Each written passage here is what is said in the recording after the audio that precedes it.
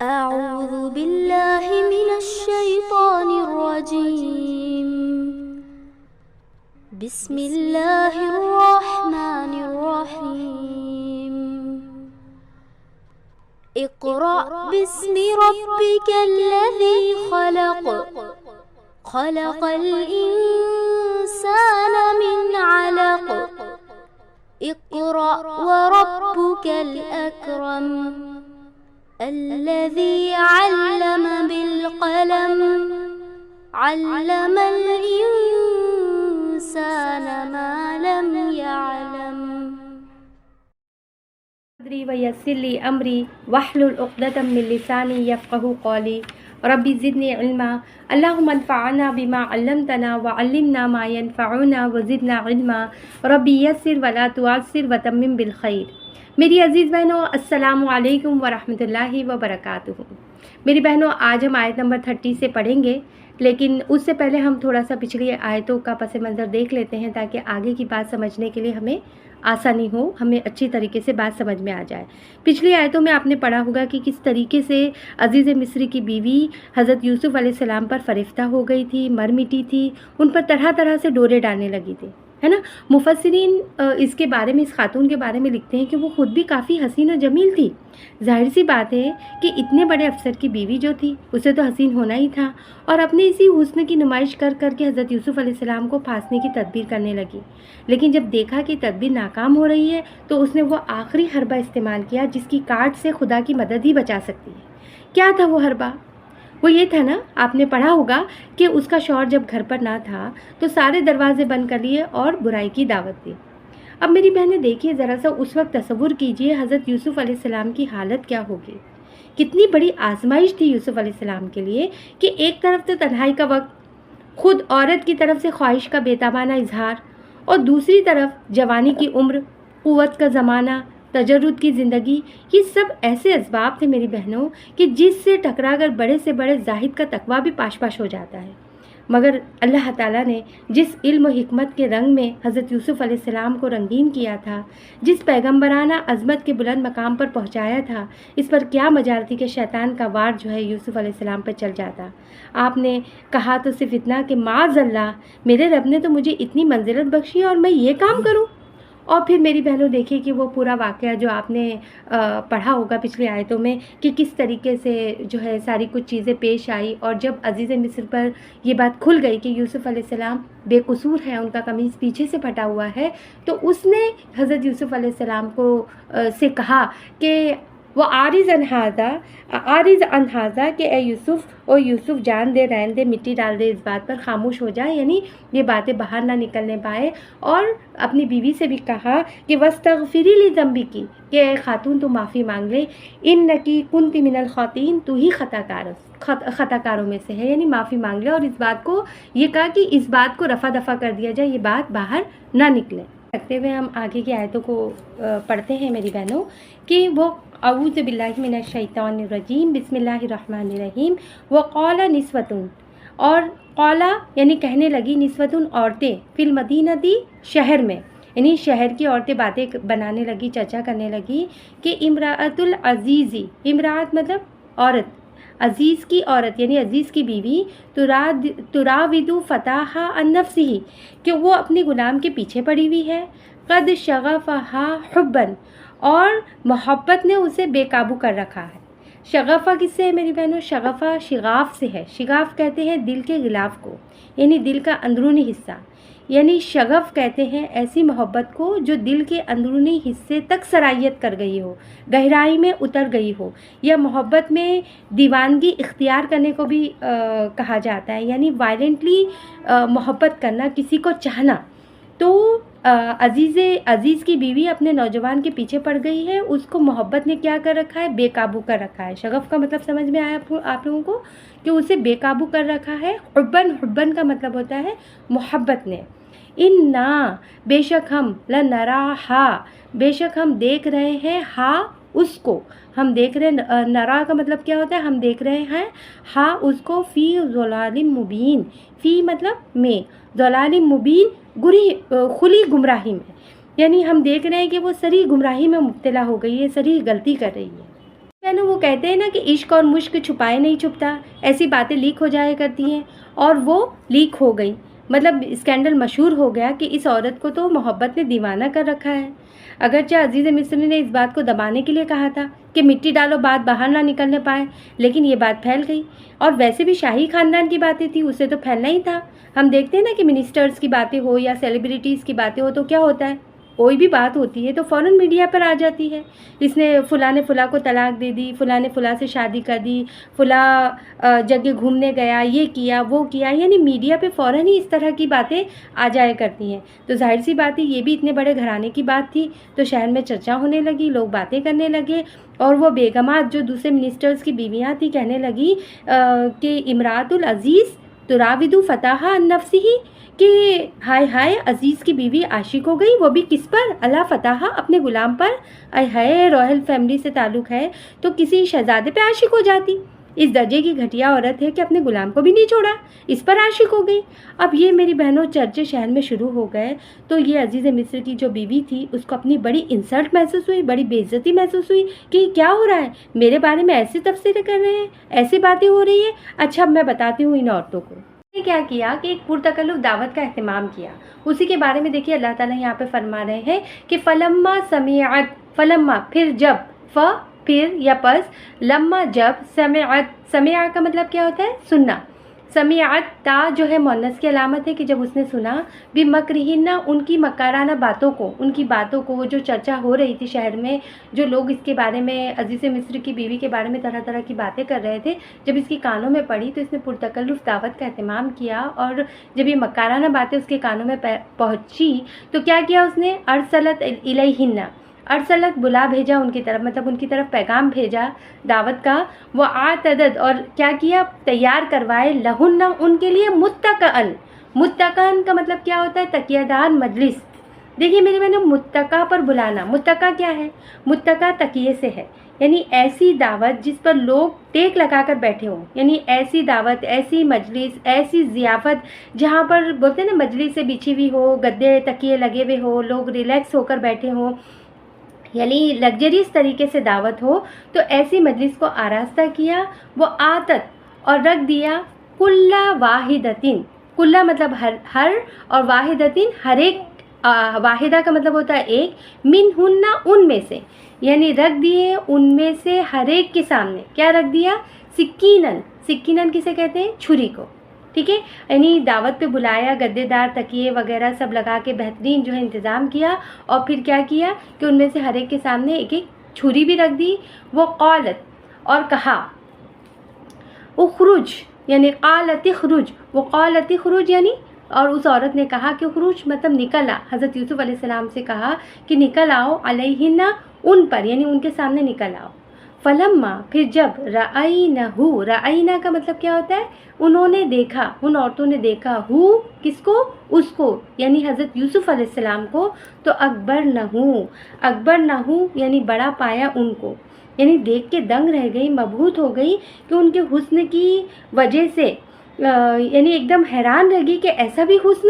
وہ قطعنا ایدیہن، وہ قطعنا، قطعنا کا مطلب کیا ہوتا ہے؟ کاٹ دیے، ایدیہن اپنے ہاتھوں کو، وہ قلنا اور کہنے لگی، حاش للہ، خدا کی قسم، ما ھذا بشر، کہ ماں یعنی نہیں ہے، ھذا بشر یہ انسان، یعنی یہ انسان نہیں ہے، ان ھذا نہیں ہے یہ، الا مگر، ملکن کریم، یہ تو بزرگ فرشتہ لگتا ہے، یہ انسان نہیں لگتا۔ دیکھیے کہ اس آیت سے ہمیں پتہ چلتا ہے کہ اس نے ایک پرتکلف دعوت کا اہتمام کیا،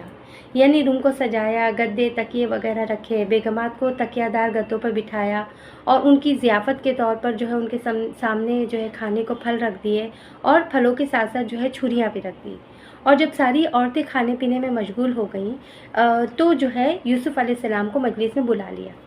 میں آپ لوگوں کو بتاتے چلوں کہ عرب میں یہ رواج ہے کہ کھانے کے بعد جب بیٹھتے ہیں تو پھل وغیرہ کاٹ کاٹ کر کھاتے ہیں، خوب باتیں ہوتی ہیں، گپے لگتے ہیں، اور لوگ انجوائے کرتے ہیں۔ جب یہ ساری عورتیں جو ہے اس طرح سے انجوائے کر رہی تھی، کھانے پینے میں مشغول تھی، باتوں میں مشغول تھی، اور عین اس وقت جب یہ پھل کاٹ کاٹ کر کھا رہی تھی، تو یہ عزیز مصر کی بیوی نے کیا کیا کہ یوسف علیہ السلام کو مجلس میں بلا لیا۔ اب یوسف علیہ السلام ایسے حسین و جمیل کہ ان کے حسن کیا تو کیا ہی کہنا. حدیث میں آتا ہے کہ جب اللہ کے رسول صلی اللہ علیہ وسلم معراج کا واقعہ بیان کرتے ہوئے کہتے ہیں کہ جب تیسرے آسمان کا دروازہ کھولا گیا تو وہاں پر یوسف علیہ السلام سے میری ملاقات ہوئی، اور یوسف علیہ السلام کو اللہ تعالیٰ نے اتنا حسن عطا فرمایا ہے کہ حسن کا آدھا حصہ انہیں عطا کیا. آدھا حصہ میری بہنوں، آدھا حصہ تصور سے بالا تر ہے نا. یعنی دیکھیے کہ جتنے بھی مرد ہیں عورتیں ہیں دنیا میں گھوم رہے ہیں، اس آدھے حصے کو تقسیم ہو کے ناکیں آنکھیں پلکیں لگی ہوئی ہے. یعنی تقسیم ہونے کے بعد بھی کروڑوں اربوں لوگوں کے اندر ذرہ یا اس سے بھی کوئی کچھ کم ہی حسن آیا ہوگا انسان کے حصے میں، جس پر انسان اتنا اتراتا ہے. کوئی فلم کا ہیرو بن رہا ہے، کوئی ہیروئن بن رہی ہے، کوئی ماڈلنگ کر رہا ہے، کوئی پوز بنا رہا ہے، کوئی جسم کی نمائش کر رہا ہے، کوئی ٹک ٹاک پہ ناچ رہا ہے. یعنی آدھے میں تقسیم ہو گئے. یعنی اتنا پتہ نہیں کتنی کوانٹٹی جو انسان کے پاس آئی ہوگی، اور اس پر انسان اکڑتا ہے. اور حضرت یوسف علیہ السلام کا حسن دیکھیے کہ مکمل آدھا. اب دیکھیے کہ جب وہ اتنے حسن اور اتنے اخلاق کے ساتھ جب وہ سامنے آئے ہوں گے تو ان کے حسن جمال کو دیکھ کر وہ خواتین، وہ بیگمات اس قدر محبوب ہو گئیں، اس قدر مبہوت ہو گئی کہ ان کی چھریاں پھلوں پر چلنے کی بجائے ہاتھوں پہ چل گئی، اور بے ساختہ پکار اٹھی کہ حاش للہ ما ھذا بشر ان ھذا الا ان ہوا الا ملک کریم، کہ خدا کی قسم یہ انسان نہیں، یہ تو کوئی بزرگ فرشتہ لگتا ہے. اور صرف اس کا حسن ہی فرشتوں جیسا نہیں ہے بلکہ فرشتوں کی طرح معصوم بھی ہے کہ اس عمر میں ایک ایسی حسین اور جمیل عورت کے پھسلانے سے بھی بچ نکلا. یہ منظر زلیخا نے دیکھا، یعنی عزیز مصر کی بیوی نے دیکھا تو بھی جوش میں آگے اور کہنے لگی،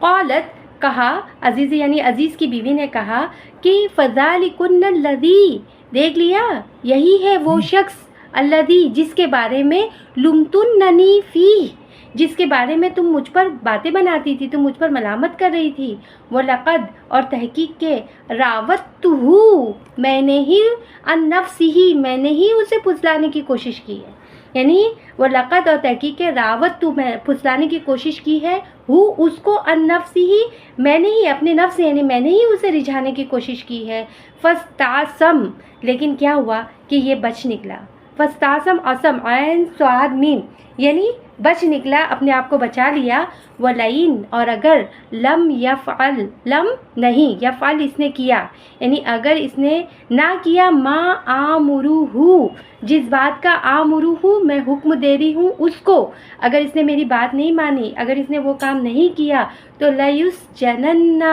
تو یہ ضرور ہی قید کر دیا جائے گا. لا کا مطلب ضرور ہی، یسجنن ضرور بضرور. دیکھیے تاکید ہے یہاں پہ، شروع میں ل بھی ہے اور آخر میں نون مشدد بھی ہے. جب نون مشدد آ جاتا ہے، جب تجدید آ جاتی ہے تو اس سے بہت زیادہ تاکید ہو جاتی ہے کہ نہیں اسے میری بات ماننی ہوگی، اسے میرا کہنا ماننا ہوگا، اسے میری بات پر عمل کرنا ہوگا. میں جو بات برائی کی طرف اسے دعوت دے رہی ہوں اس میں میرا ساتھ دینا ہوگا. اگر اس نے میری بات نہ مانی، لئن لم یفعل اس نے ایسا نہیں کیا جو میں حکم دے رہی ہوں، ما آمرہ جس بات کا میں اسے حکم دے رہی ہوں، تو لَیُسْجَنَنَّ یہ ضرور بضرور قید کر دیا جائے گا. وَلَيَكُونَ مِنَ الصَّاغِرِينَ اور یہ ہو جائے گا من الصاغرین، ذلیل و خوار، مطلب بالکل بھی نچلا بن کے رہ جائے گا. بھی بہت اس کی پوزیشن ہے، اس کو بہت عزت مل رہی ہے، میں اسے اتنی ویلیو دے رہی ہوں، اس کے اوپر فریفتہ ہوں، اور اگر یہ میری بات مان لے تو یہ کتنے عروج پر جا سکتا ہے. لیکن اگر اس نے میری بات نہیں مانا تو کیا کر دیا جائے گا؟ قید کر دیا جائے گا اور بہت ہی ذلیل و خوار ہوگا. میری بہنوں اس سے اندازہ ہوتا ہے نا کہ اس وقت مصر کے اونچے طبقوں کی اخلاقی حالت کیا تھی، کیونکہ ظاہر سی بات ہے کہ عزیز مصر کی بیوی نے جن لوگوں کو، جن خواتین کو دعوت پہ مدعو کیا تھا، بلایا تھا ضیافت کے لیے، تو وہ کوئی غریب خواتین تو تھی نہیں، وہ عمرہ کی اور رئیسوں کی اور بڑے بڑے عہدیداران کی بیویاں تھیں. اور پھر دیکھیے کہ ان عالی مرتبت خواتین کے سامنے یہ عزیز مصر کی بیوی کیسے اپنے محبوب نوجوان کو پیش کرتی ہے، اور اس کی خوبصورت نوجوانی کو دکھا کر اس بات پر قائل کرنے کی کوشش کرتی ہے کہ میں ایسے حالات میں ایسے نوجوان پر، ایسے خوبصورت نوجوان پر میں مر نہ مٹتی تو آخر میں کیا کرتی. پھر یہ دوسری طرف ان کا بھی رول دیکھیے، یہ بڑے گھروں کی بہو بیٹیاں خود اپنے عمل سے اس بات کی تصدیق کر رہی ہیں کہ واقعی ان میں سے ہر ایک ایسے حالات میں وہی کچھ کرتا جو عزیز مصر کی بیگم نے کیا. پھر یہ دیکھیے کہ یہ پوری بڑی مجلس میں سب کے سامنے اس کو یہ اظہار کرتے ہوئے شرم نہیں آتی عزیز مصر کی بیوی کو کہ اگر اس نے میری بات نہ مانی، اس کی مطلب میری خواہش نفس کا کھلونا بننے پر راضی نہ ہوا تو میں کیا کروں گی، میں اسے جیل بھجوا دوں گی۔ اور میری بہنوں یہ ساری کچھ چیزیں دیکھ کر یعنی یہ سب کچھ اس بات کا پتہ دیتا ہے کہ یورپ اور امریکہ آج عورتوں کی جس آزادی اور بے باکی کو 20ویں صدی کی ترقیات کا کرشمہ سمجھ رہے ہیں، وہ سمجھ رہے ہیں نا کہ یہ بہت ماڈرن دور ہے، ماڈرنزم ہے، اور عورتوں کو اتنی آزادی دی گئی ہے اور عورتوں کو قید و بند سے نکالا گیا ہے اور کوئی بہت بڑی چیز کوئی اپنے اندر سمجھتے ہیں، تو یہ کوئی نئی چیز نہیں ہے، یہ بہت پرانی چیز ہے،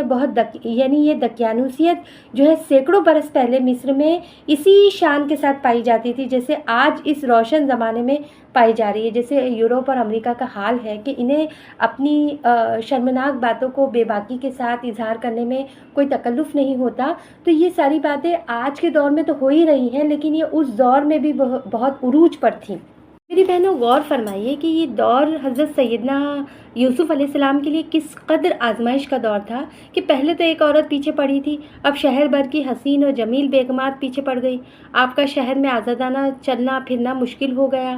تو ایسی صورتحال میں اپنے رب کے سامنے حضرت یوسف علیہ السلام جھک گئے اور بڑی ہی عاجزی کے ساتھ، بڑی ہی انکساری کے ساتھ، بڑی ہی گڑ گڑا کے اپنے رب کو پکارا کہ ربی، اے میرے پروردگار، السجن احب الی مما یدعوننی الیہ، کہ اے میرے رب، السجن کا مطلب کیا ہوتا ہے؟ قید خانہ۔ احب مجھے زیادہ پسند ہے، زیادہ محبوب ہے، الیہ مجھے، مما جس چیز کی طرف یدعونا یعنی یہ بلا رہے ہیں یا مائل کر رہے ہیں، نی مجھ کو، الہی اس سے، وہ الا اور اگر نہ تصرف تو نے پھیرا، وہ الا تصرف یعنی اگر تو نے نہ پھیرا، انی مجھ سے، قیدہن قید کا مطلب کیا ہوتا ہے؟ چال، ہے نا، یعنی اگر ان کی چالوں کو، قیدہن ان عورتوں کی چالیں، تو ان عورتوں کی چالوں کو اللہ تعالیٰ اگر تو نے مجھ سے نہ پھیرا، مجھ سے دفع نہ کیا، تو اصب الیہن، تو میں کیا ہوں گا کہ میں ان کے جال میں پھنس جاؤں گا، وَأَكُمْ مِنَ الْجَاهِلِينَ اور جاہلوں میں سے ہو جاؤں گا۔ یہاں پر دیکھیے میری بہنوں، اسب کا مطلب کیا ہوتا ہے کہ اسب صاد با واو اس کا روٹ ورڈ ہے، سبیون کہتے ہیں بچے کو، یعنی بچے جیسی حرکت کرنا۔ یہ عاشقی کے لیے بھی یہ استعمال ہوتا ہے، یعنی انسان اس میں عقل کھو بیٹھتا ہے۔ مطلب اسب مطلب میں ماہل ہو جاؤں گا، کمزور پڑ جاؤں گا، ان کا مقابلہ نہ کر سکوں گا، میں ان کی طرف جو ہے متوجہ ہو جاؤں گا، ان کے دام میں پھنس جاؤں گا، وہ اکم من الجاہلین اور میں جاہلوں میں شامل ہو رہوں گا۔ میری بہنوں دیکھیے کہ یہاں پر یوسف علیہ السلام کے قصے سے ہمیں یہ سبق ملتا ہے کہ جو شخص اللہ تعالیٰ سے ڈرتا ہو، جہنم کی آگ سے ڈرتا ہو، اس کے سامنے کتنی بھی اٹریکشن ہو وہ آگے نہیں بڑھتا، یعنی اس کے سامنے دنیا کتنی ہی مزین ہو کر اس کے سامنے اور ایٹریکٹیو بن کر اس کے سامنے آ جائے، وہ آگے قدم نہیں بڑھاتا، اسے بظاہر خوبصورت نظر آنے والی چیزیں آگ لگتی ہے۔ آپ نے دیکھا ہے کہ کبھی کسی شخص نے جیل جانے کی دعا کی ہو یا جیل جانا پسند کیا ہو، لیکن آپ یوسف علیہ السلام کو دیکھیے کہ کس قدر پریشان ہو گئے ہوں گے ان حالات میں کہ جیل جانا پسند کیا، اپنی بشری کمزوریوں کا خیال کر کے کانپ اٹھے اور بہت ہی عاجزی کے ساتھ اللہ تعالیٰ سے مدد کی التجا کی کہ اے میرے رب، میں کمزور انسان ہوں، میرا اتنا بلبوتا کہاں کہ ان بے پناہ ترغیبات کا مقابلہ کر سکوں، تو مجھے سہارا دے، اللہ مجھے تو سہارا دے دے، مجھے بچا، میں ڈرتا ہوں کہ کہیں میرے قدم پھسل نہ جائیں۔ تو جواب میں کیا ہوا کہ فاستجاب لہ ربہ، کہ پس قبول کر لی، فاستجاب، استجاب کا مطلب کیا ہوتا ہے؟ قبول کر لینا، پس قبول کر لیا لہ اس سے، ربہ اس کے رب نے، یعنی یہ جو دعا مانگی تھی حضرت یوسف علیہ السلام نے، تو اللہ تعالیٰ نے ان کی دعا کو قبول فرما لیا، فصرف عنہ اور پھیر دیا ان سے، کیدہن ان عورتوں کی چالوں کو، قید مطلب چالیں، ہننا ان سب عورتوں کی چالوں کو ان سے پھیر دیا، انہو ہوا السمیع العلیم، انہو بے شک وہ ہوا السمیع العلیم، وہی تو السمیع ہے، سمیع مطلب سننے والا ہے، اور علیم جاننے والا ہے، یعنی بے شک وہی سننے والا اور جاننے والا ہے۔ ان عورتوں کی چالوں کو اس سے دفع کر دیا، مطلب اللہ تعالیٰ نے یوسف علیہ السلام کی سیرت صالحہ کو ایسی مضبوطی بخشی کہ جس کے مقابلے میں ان عورتوں کی ساری تدبیریں ناکام ہو کر رہ گئی۔ نیز اس کے معنی یہ بھی ہے کہ مشیت الہی نے جیل کا دروازہ ان کے لیے کھلوا دیا۔ ثم بدأ لهم من بعد ما رأوا الآیات، ثم پھر بدأ لهم یعنی ان پہ واضح ہو گیا، من بعد اس کے بعد کہ ما رأوا الآیات کہ وہ نشانیوں کو دیکھ چکے تھے، مطلب اس کے باوجود کہ ان کی بے گناہی کی نشانیاں دیکھ چکے تھے، یعنی یوسف علیہ السلام بالکل بے قصور ہے، ان کا کوئی قصور نہیں ہے، بلکہ سارا قصور عزیز مصر کی بیوی کا ہے، یہ خواتین کا ہے۔ اس کے باوجود ان کی رائے یہ ٹھہری کہ لَيَسْجُنُنَّهُ کہ ضرور ہی اسے قید کر دیا جائے، مطلب اسے قید میں ڈال دیا جائے، حتی حین ایک وقت مقررہ تک۔ حالانکہ یہ بات سب پر واضح ہو چکی تھی، تمام حکام پہ، عمرہ پر، کہ یوسف علیہ السلام بالکل ہی بے قصور ہے، لیکن اپنے گھر کے بگڑتے ہوئے حالات دیکھ کر مصر کے حکام نے اپنی خیریت اسی میں دیکھی کہ یوسف علیہ السلام کو قید کر دیا جائے۔ اس طرح خود ہی عام لوگ اس بات سے واقف ہو گئے کہ یہ شخص کتنے بلند اور پاکیزہ اخلاق کا مالک ہے، اسے اس کے کسی جرم کی بنا پر جیل نہیں بھیجا جا رہا ہے، بلکہ اس لیے بھیجا جا رہا ہے کہ مصر کے امراء اپنی عورتوں کو قابو میں رکھنے کی بجائے ایک بے گناہ کو جیل میں بھیج دینا زیادہ آسان سمجھتے ہیں، یعنی بیگمات کو تو قابو میں نہیں رکھا جا سکتا ہے، تو اب کیا کروں؟ یوسف علیہ السلام کو قید میں ڈال دو ایک مقررہ وقت تک کے لیے، یعنی کوئی مدت مقرر نہیں کی ان لوگوں نے، بلکہ ایسے ہی جیل بھیج دیا، کیونکہ کوئی جرم ثابت تو ہوا نہیں تھا۔ مطلب اگر کوئی انسان جیل میں بھیجا جاتا ہے تو اس کا وقت مقرر ہوتا ہے نا، کہ فلاں قصور کیا ہے تو اس کو اتنے سال جیل میں رہنا ہے، فلاں جو ہے جرم کیا تو اس کو اتنے سال جیل میں رہنا ہے، لیکن یہاں تو کوئی جرم ثابت ہی نہیں ہو رہا تھا، اسی لیے یہاں پر اللہ تعالیٰ کہہ رہے ہیں کہ حتی حین ایک وقت مقرر تک کے بھیج دیا، مطلب ایک وقت کے لیے بس بھیج دیا جیل میں، کوئی وقت اس کا مطلب ڈیسائیڈ نہیں تھا کہ اتنے سالوں کے لیے جا رہی ہے اس طریقے سے۔ اس طرح حضرت یوسف علیہ السلام جیل میں داخل ہو گئے۔ عزیز بہنوں، اس صورتحال میں بلکہ یوسف علیہ السلام کے پورے کردار میں، بلکہ یہ جو 5 آیتیں ہم نے یہاں پر ابھی جو ہے تفسیر دیکھی اس میں ہمارے لیے اور ہمارے نوجوانوں کے لیے بہت سے سبق ہیں۔ ہمارے ہر نوجوان کو اس سورے کا خصوصی طور پہ مطالعہ کرتے رہنا چاہیے، کیونکہ اس میں صبر، توکل، شرافت، حیا، پاک دامنی، اپنی عزت کی حفاظت اور ایسے سپر ماڈل ماحول میں جہاں کی عورتیں خود زنا کی دعوت دیتی ہو، ایسے پرتعیش جگہ کو ٹھوکر مار کر قید و بند کی صعوبتوں کو قبول کرنا، کیونکہ زنا سے بچنے کا وہی واحد ذریعہ تھا۔ تو آپ دیکھیے کہ ظاہر ہے حضرت یوسف علیہ السلام جہاں پر رہ رہے تھے وہ کس کا گھر تھا؟ عزیز مصر کا گھر تھا۔ کیسی آسائشیں اور راحتیں وہاں پر نہ ہوگی، نوکر چاکر ہوں گے،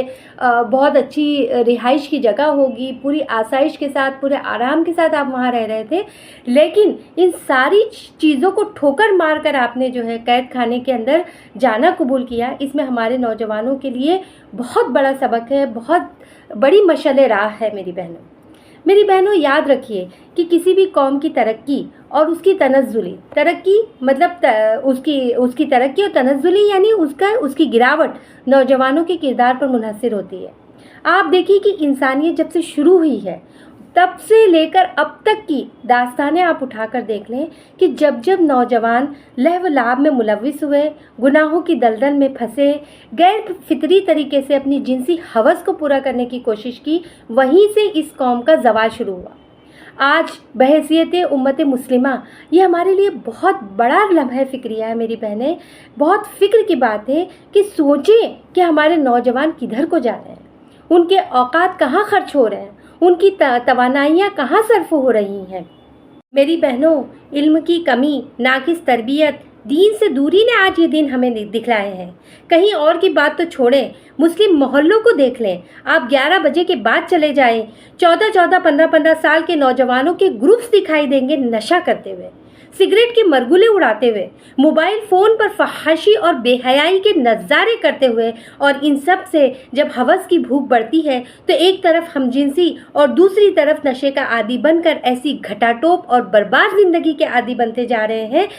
جہاں نہ زندگی کا سکون ہے، نہ راحت ہے، ڈپریشن ہے، پاگل پن ہے، بیزاری ہے، اور عجیب بہکی سی زندگی ہے جس نے ازدواجی زندگیوں تک کو اپنی لپیٹ میں لے لیا ہے۔ میری بہنوں، آج والدین کی نیندیں اڑی ہوئی ہیں، پریشان ہے کہ کس کو اپنی تباہی کی وجہ مان لے۔ سوشل میڈیا کو، اسمارٹ فون کو، انٹرنیٹ کی آسانی کے ساتھ فراہمی کو، تربیت کی کمی کو، دوست احباب کے حلقے کو، آخر کس کو؟ میری عزیز بہنوں، بظاہر ہماری مسجدیں نمازیوں سے بھری ہوئی ہیں، ہمارے چہرے بھی ماشاءاللہ ہے، لیکن اندر کی دنیا بگڑ چکی ہے۔ میری عزیز بہنوں، یہ 21ویں صدی ہے اور یہاں پر 21ویں صدی ہے یہ عزیز بہنوں، یہ 21ویں صدی ہے اور یہ دور ہر شکل میں ہمارے لیے گناہوں کی دعوت لیے ہوئے کھڑا ہے، جس نے بچے کو وقت سے پہلے بالغ کر دیا ہے۔ اگر اس دور میں ہم انسانوں نے ہوش کے ناخن نہیں لیے، اپنے بچوں پر توجہ نہ دی، صحیح وقت پر ان کو دین کی تعلیم نہیں دی، خوف خدا پیدا نہ کیا، تو سوائے پچھتاوے کے کچھ حاصل نہیں ہوگا۔ میری بہنوں، اپنی اولاد کی حفاظت کریں، انہیں اجنبیوں سے گھلنے ملنے نہ دیں، 6-6 7-7 سال کی عمر سے ان کے بستروں کو الگ کر دیں۔ جو بچے لڑکپن کی عمر سے گزر رہے ہوں ان کی جیبیں ٹٹولیں، سونگیں کہ کہیں سگریٹ کی بو تو نہیں ہے، کہیں گٹکے کا پیکٹ تو نہیں ہے، ان کے دوست کون ہیں، ان کے ساتھی کون ہیں، کس سے ملتے ہیں، کیا کرتے ہیں۔ میری بہنوں، آج کے دور میں 24 گھنٹے ماں باپ کی ڈیوٹی ہو گئی ہے، والدین بننا فل ٹائم جاب ہے۔ اللہ تعالیٰ نے اولاد جیسی نعمت سے نواز کر ایک بھاری ذمہ داری ہم پر عائد کر دی ہے، اور اگر اس میں ذرا بھی کوتاہی کی، کمی کی یا غلطی کی تو اس روز سے ڈرنا چاہیے جس کے بارے میں اللہ کے رسول صلی اللہ علیہ وسلم نے فرمایا کہ یوتا برجل یوم القیامہ، کہ ایک شخص قیامت کے روز لایا جائے گا، فیقال، اور اس سے کہا جائے گا اقلا عیالہ حسنات ہی، اس کے بال بچے اس کی ساری نیکیاں کھا گئے۔ میری بہنوں، اللہم لا تجلنا منہم، اللہم لا تجلنا منہم، ربنا حب لنا من ازواجنا وذریاتنا قرۃ اعین واجعلنا للمتقین اماما۔ اے ہمارے رب، ہماری اولاد کو اور ہمارے ازواج کو ہماری آنکھوں کی ٹھنڈک بنا دے اور ہمیں متقین کا امام بنا، آمین یا رب العالمین۔ میری عزیز بہنوں، یہاں پر الحمدللہ یہ 5 آیتیں اور آج کا سبق پورا ہوا۔ انشاءاللہ تعالیٰ اگلی کلاس میں اگلی آیتوں کے ساتھ پھر ملاقات ہوگی۔ ہم دعا پڑھ لیتے ہیں۔ اللہم ارزقنی التفکر والتدبر بما یتلوہ لسانی من کتابک والفہم لہ والمعرفۃ بمعانیہ والنظر فی عجائبہ والعمل بذلک ما بقیت انک علی کل شیء قدیر۔ سبحان اللہ وبحمدہ، سبحانک اللہم وبحمدک، نشہد ان لا الہ الا انت، نستغفرک ونتوب الیک۔ السلام علیکم ورحمۃ اللہ وبرکاتہ۔